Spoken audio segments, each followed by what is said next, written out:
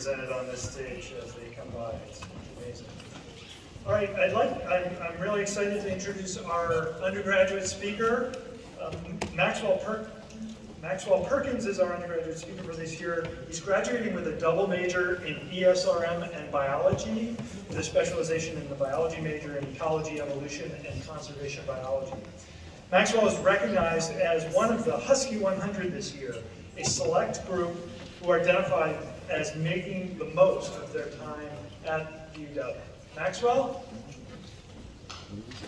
Woo!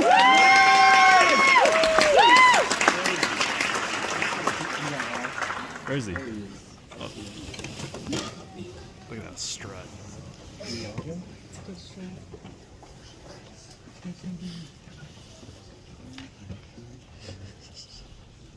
Hi everyone.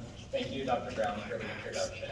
My name is Max, and I'm super honored to be your undergraduate speaker for the 2023 School of Environmental and Forest Sciences graduation.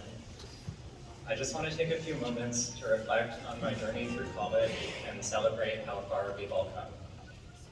As an undergraduate, a lot of my personal growth came in the form of hope. When I first started at UW 4 years ago, I was deeply pessimistic about the state of the environment. I felt so overwhelmed having to process news about pollution, mass extinction, and climate change every day. I became very familiar with the problems, but I had no idea where to begin looking for solutions. Even though I felt hopeless about my agency as one person to improve humanity's relationship with nature, I was determined to find a way. One of the first things I learned at UW is that environmental challenges are inherently interdisciplinary. So I took classes from a variety of departments to gain an interdisciplinary background. Across my 2 majors, 2 minors, and 2 honors programs, it was consistently the ESRM classes that gave me reasons to be hopeful about the future of our planet. My conversations with students and professors in SEFS made me realize that there are so many creative and empathetic scientists working on these issues. All of a sudden, I no longer felt so alone in this crisis. It was also my ESRM classes that gave me the technical skills to initiate real change within the climate action movement. I found that the best opportunities to apply these skills came from outside the classroom. As unlikely as this sounds, my opportunity actually came in the form of video game tournaments, which is probably the furthest you could get from any sort of climate activism. Outside of school, I happened to be very involved in organizing big gaming events for UW, and I thought this would just be a hobby that I did for fun, but then I took a few environmental economics and sustainable finance classes, and I learned about externalities and the triple bottom line. After that, I decided to take a chance on transforming my silly tournaments into something a little more impactful. One thing led to another, and somehow now I'm operating a regional nonprofit that has raised $15,000 for reforestation projects in the global south. And I couldn't have done it without those little sparks of inspiration and hope that I got from my ESRM curriculum. After every charity event I organize, every ESRM class I finish, and every coastal adaptation research project I work on, I felt my sense of climate hope getting stronger. Being involved in creative solutions and being surrounded by such a passionate cohort made me optimistic that we do have the agency to make the world a better place. This quarter, I took 2 classes that both coincidentally concluded with an activity about climate hope. One was a climate justice seminar with Dr. Samir Shah, and the other one was a climate activism class with Dr. Robert Pavia. In both of these classes, everyone stood in a circle and shared how they found their sense of climate hope. I was deeply inspired to hear everybody's diverse perspectives about hope.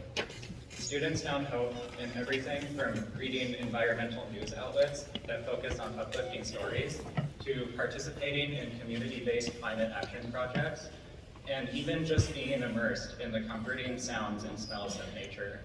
These are things that people found hope in. I encourage everybody here to reflect and discover where your sense of climate hope could come from.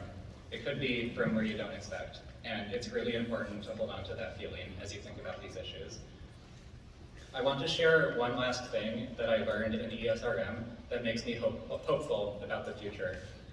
Over time, I slowly began to realize that climate change is an intersectional problem rooted in the legacies of colonialism.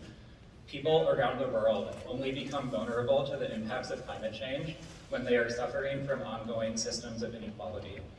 This is especially true for Indigenous peoples and frontline communities. If our generation can figure out how to mitigate and adapt to climate change, I'm hopeful that we can dismantle these systems of oppression as well. As environmental scientists, we have a unique opportunity to improve the world, not just in terms of climate change, but also in terms of long-standing social justice crises. All of these issues are intertwined. After getting to know the SEFS community over the past 4 years, I've become optimistic that we will create a more equitable and sustainable world for everyone.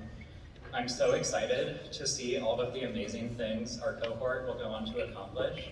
Every single one of us has become resilient, curious, and adaptable to whatever challenges the future holds.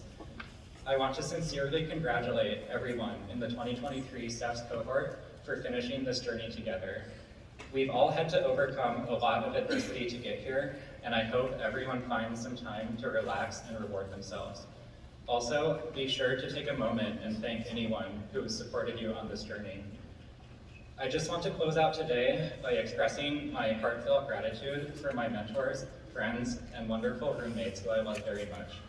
Thank you all so much for listening, and please remember to reflect on your own hopefulness and hold on to that feeling for as long as possible. Thank you.